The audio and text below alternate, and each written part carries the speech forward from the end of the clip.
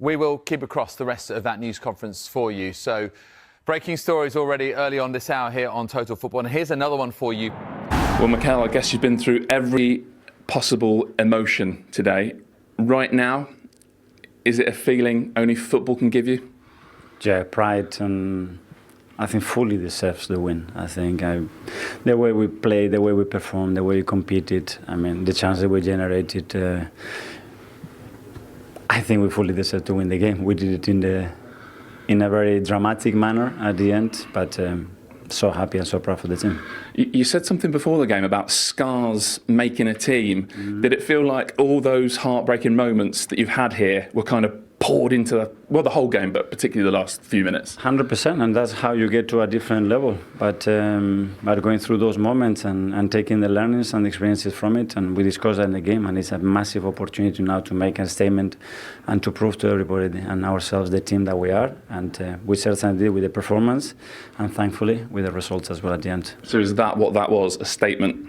Well, and for ourselves, yes, just to prove, because it's a terrific team. It's so difficult to play against, and we already played at Old Trafford, we played at Anfield, we played Man City, we already played here very early in the season, and again, the level of consistency and quality we showed in the performance today was top. Do you think maybe this is an external thing? It almost puts a different perspective on the start, because now you're right there, as you said, you've been some really tough places, and won at a couple of them.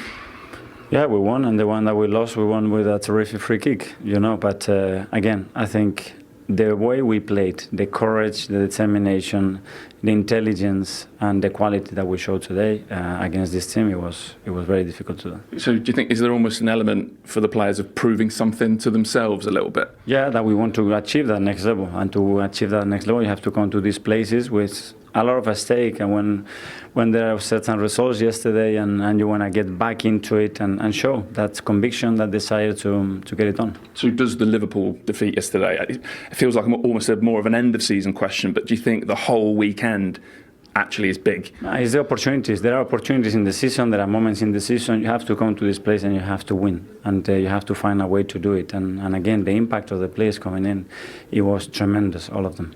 Yeah, so just tell us about the attacking changes you made, Mikel. I'm not sure how much handbrake chat there'll be after this game, but putting Mourinho on, Martinelli, Odegaard, not giving up. Yeah, everything that we have to throw everything that we had, because we were there and we needed just, I think Pop was exceptional. I think some of the saves that he's made, wow. Fair play to him, but we insisted, we believe, we maintain our composure against a team that is very good at managing the results as well, and I think we fully deserve to win it. Should we do a quick... He'll say, Mikel Arteta, that this was a game in which he could do that he was able to take the handbrake off, which clearly is not an expression he particularly likes. But, you know, he'll say that he can do because he's coming here and he feels that they've got a chance, and that maybe he can't do it against Manchester City or Liverpool. Is that right? Or can Arsenal now be a bit more attacking in their approach going forward? And I think it was purely based on the midfield. You know, it was picking Mourinho or Eze last week. I think a lot of the fans would like to see Eze start. He went with Mourinho today, and Mourinho ends up the important player when he gets you the equaliser. So it goes either way. And I think today Eze shows that you can trust him in these big games. You know, he showed if you play him in the midfield position where he's one of the three, he can get on the ball, he can make things happen. Certainly first half, he was the most creative influence on the game. You know, he looked classy when he got it, made things happen.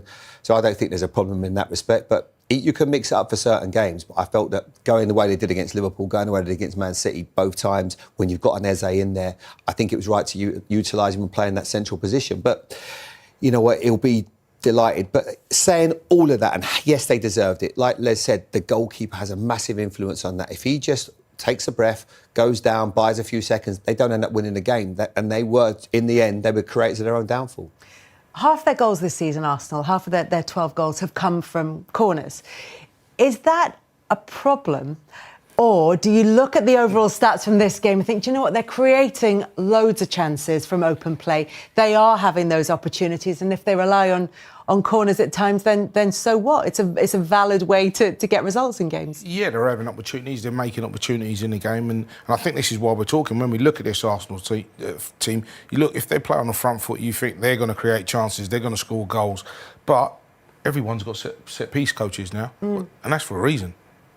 That's for a reason, because you know you're going to get free kicks, you're going to get corners, and you might need to do something a bit different to score a goal from one of these set pieces. So if it weren't that important, why would you have set piece coaches? And that's the thing. It's been really important this year. I think Arne Slot talked about it yesterday and said that it's becoming more and more important. It's never had an impact in the game, but it's becoming increasingly important. And that's borne out by the numbers. 28% of the goals this season have been scored from set pieces, which is an increase Corners, of 33%. Not just that, throw-ins, you see what happens, and you see sides that you never believe will be taking long throw-ins. They're utilising it. If you've got a good long throw, it makes it so difficult to defend against. Brentford obviously get labelled a bit the most, but everyone else is doing it. You only got to look at the leagues this weekend. You looked at all the goals yesterday, not all the goals, lots of goals yesterday.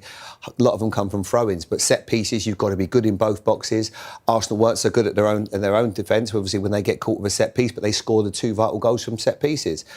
It's the part of the game now. You can't deny it. But I do see a shift in the game. I see a lot more long passes now. I see teams that's going back to front a little bit quicker. If you've got a good centre forward that wants to run in behind with defences squeezing up so much, there's nothing wrong with that. It doesn't mean you're a long ball team or that just means you're using your football intelligence to beat the other side.